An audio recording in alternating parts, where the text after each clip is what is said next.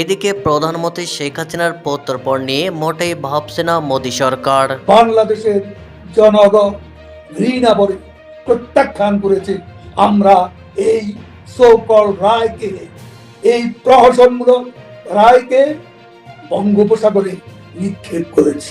এদিকে ইইউ নেতৃবৃন্দকে জরুরি চিঠি ডক্টর হাসান মাহমুদের প্রধানমন্ত্রী শেখ হাসিনার বিরুদ্ধে প্রহসনমূলক বিচার ও বেআইনি মৃত্যুদণ্ডের রায় প্রসঙ্গে গভীর উদ্বেগ প্রকাশ। আজকে আবার অগ্রণী ব্যাংকে তালা ভেঙেছে। কেন তালা ভাঙলো? চাবি তো আমার কাছে, আমি তো এখনো জীবিত আছি।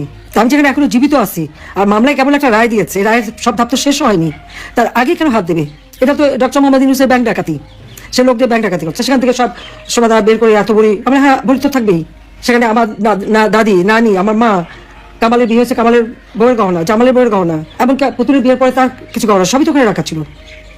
তা আমাদের তো ছিল গহনা, আমরা তো অস্বীকার করি না। কিন্তু লকার ভেঙে সেগুলো বের করে এখন দেখানো, মানে তাদের কথা ভাবখানোর জন্য প্রধানমন্ত্রী হওয়ার পরে আমি সব ওখানে রেখেছি। আমি চ্যালেঞ্জ দিচ্ছি যে প্রধানমন্ত্রী হওয়ার পরে কবে আমি অগ্রণী ব্যাংকে যে লকার খুলে এসেছি আর জিনিস রেখে এসেছি, সে লগবুক বের করা হোক, দেখা হোক। আমার তো মনে পড়ে না যে আমি 96 সালে প্রধানমন্ত্রী হয়েছি প্রথম। সেই 96 সাল থেকে এ পর্যন্ত কোনোদিন অগ্রণী ব্যাংকে আমি যাইও নি, লকারও খুলিনি। এদিকে শেখ হাসিনার নৈতিক অবস্থানকে সম্মান আস্থাহীন ট্রাইব্যুনালে লড়বেন না জেডাই খান পান্না। পান্নাকে ডেকে সরাসরি প্রসিকিউশনের তরফে এই ধমক দিয়ে দেওয়া হয়েছে যে এখন এই খবর ফাঁস হয়েছে যে আপনি চিফ প্রসিকিউটর হতে চেয়েছিলেন শেখ হাসিনার বিচারের আদালতে, এখন আপনি শেখ হাসিনার পক্ষে দাঁড়াতে চাচ্ছেন। এর চেয়েও আমাদের কাছে আরো অনেক গুরুতর তথ্য আছে এবং সেসব তথ্য আমরা ফাঁস করে দেব। কি বলা হয়েছে, কোন তরফে ভয় দেখানো হয়েছে বলা মুশকিল। তবে জেডাই খান পান্না নিজে বলেছেন যে তিনি শেখ হাসিনার পক্ষে আর লড়বেন না। এদিকে বাংলাদেশের সেনাপ্রধান পরিবর্তন ডিসেম্বরে কামরুল হাসানের নাম সামনে।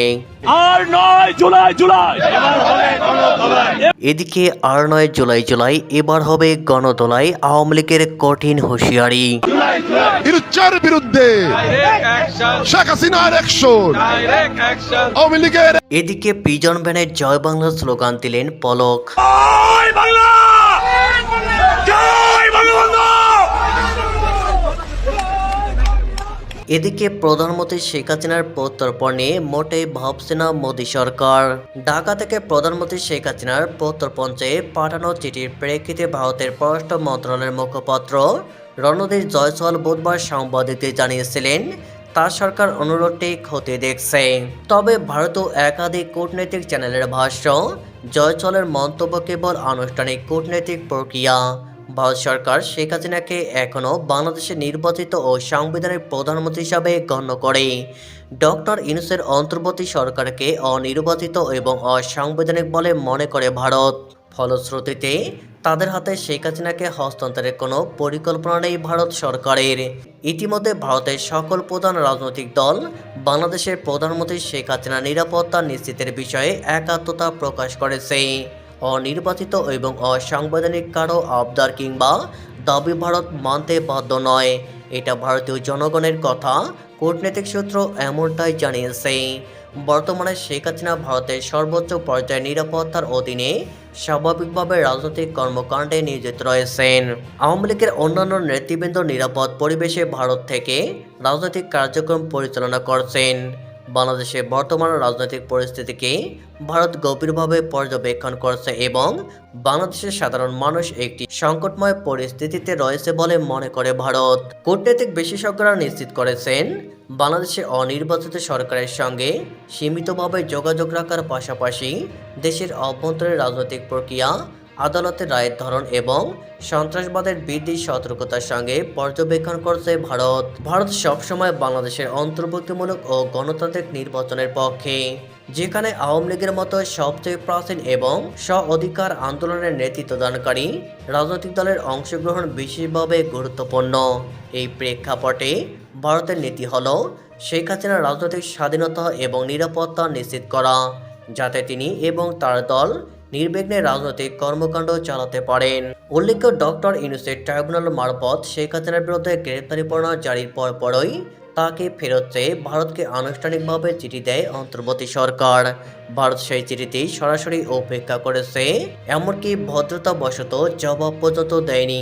এছাড়াও চলতি বছরের এপ্রিলে ব্যাংককে বিমস্টেক সম্মেলন চলাকালীন হোটেল লবিতে 5 মিনিটের সৌজন্য সাক্ষাতে ডক্টর ইউনূস ভারতের অবস্থানরত শেখ হাসিনার রাজনৈতিক বক্তব্য প্রদানের ওপর নিয়ন্ত্রণ আরোপের জন্য অনুরোধ করলে প্রধানমন্ত্রী নরেন্দ্র মোদী সাফ জানিয়ে দেন যে ভারত কারো রাজনৈতিক অধিকার খর্ব করায় বিশ্বাস করে না।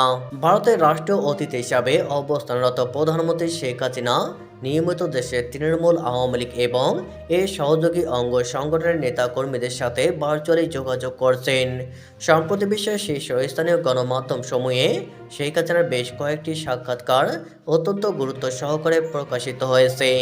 গণমাধ্যমে শেখ হাসিনার বক্তব্য প্রদান নিয়ন্ত্রণ করতে অন্তর্বর্তী সরকারের পক্ষ থেকে ভারতকে একাধিকবার অনুরোধ জানিয়েও কোনো সাড়া মেলেনি। এদিকে ইইউ নেতৃবৃন্দকে জরুরি চিঠি ডক্টর হাসান মাহমুদের প্রধানমন্ত্রী শেখ হাসিনার বিরুদ্ধে প্রহসনমূলক বিচার ও বেআইনি মৃত্যুদণ্ডের রায় প্রসঙ্গে গভীর উদ্বেগ প্রকাশ। প্রধানমন্ত্রী শেখ হাসিনার বিরুদ্ধে তথাকথিত প্রহসনমূলক বিচার ও কথিত বেআইনি আন্তর্জাতিক অপরাধ ট্রাইব্যুনাল আদালতের মৃত্যুদণ্ডের রায়ের বিষয়ে গভীর উদ্বেগ জানিয়ে ইউরোপীয় ইউনিয়নের EU president Ursula von der Leyen এবং ইইউ পররাষ্ট্র বিষয়ক কমিশনার ও ভাইস প্রেসিডেন্ট খাজা ক্যালাসের কাছে জরুরি চিঠি পাঠিয়েছেন প্রাক্তন পররাষ্ট্রমন্ত্রী এবং বাংলাদেশ আওয়ামী লীগের যুগ্ম সম্পাদক ডক্টর হাসান মাহমুদ। চিঠিতে ডক্টর হাসান মাহমুদ অভিযোগ করেন, প্রধানমন্ত্রী শেখ হাসিনার বিরুদ্ধে বিচার প্রক্রিয়াটি সম্পূর্ণরূপে রাজনৈতিক উদ্দেশ্য প্রণোদিত, আইন বহির্ভূত এবং আন্তর্জাতিক ন্যায় বিচারের মৌলিক নীতিমালার পরিপন্থী।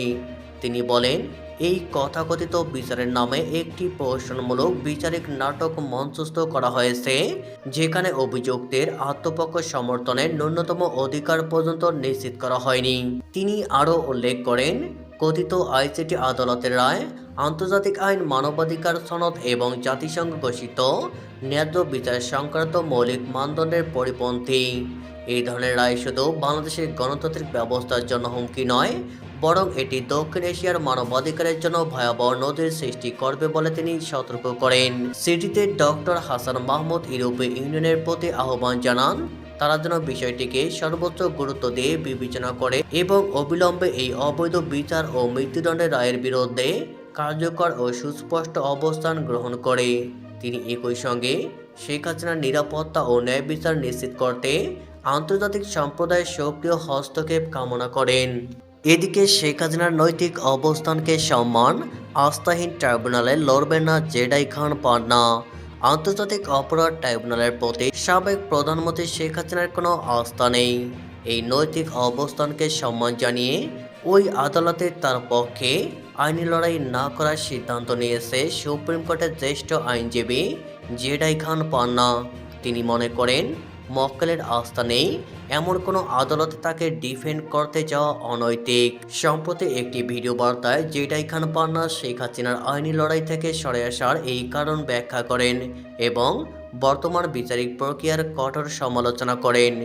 জেডাই খান পান্না বলেন, আমি আইসিসিতে বঙ্গবন্ধু কন্যা শেখ হাসিনাকে ডিফেন্ড করার জন্য আইনজীবী হিসাবে নিয়োগ চেয়েছিলাম, কিন্তু এখন দেখছি মাননীয় শেখ হাসিনারও এই আদালতের প্রতি আস্থা নেই। যে আদালতের প্রতি বঙ্গবন্ধু কন্যার আস্থা নেই, সেই আদালতে তো আমি ডিফেন্ড করতে পারি না। এটা উচিত না, এটা অনৈতিক।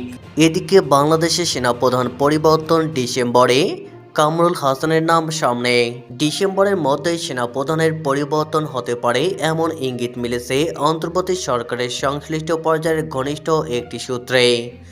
নতুন সেনাপ্রধান হিসাবে যে নামটি জোরালোভাবে আলোচনায় রয়েছে, তিনি সশস্ত্র বাহিনীর বিভাগের principal staff officer PSO lieutenant general SM Kamrul Hasan.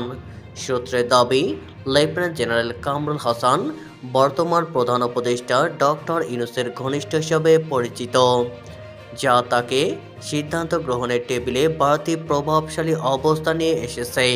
একই সূত্র আর দাবি করে, আঞ্চলিক কূটনীতিতে গুরুত্বপূর্ণ একটি শক্তি পাকিস্তান তার প্রতি ইতিবাচক মনোভাব পোষণ করছে, ফলে সামরিক ও কূটনৈতিক দুই পক্ষের সমর্থনই তার নিয়োগ সম্ভাবনাকে শক্তিশালী করছে বলে ধারণা করা হচ্ছে।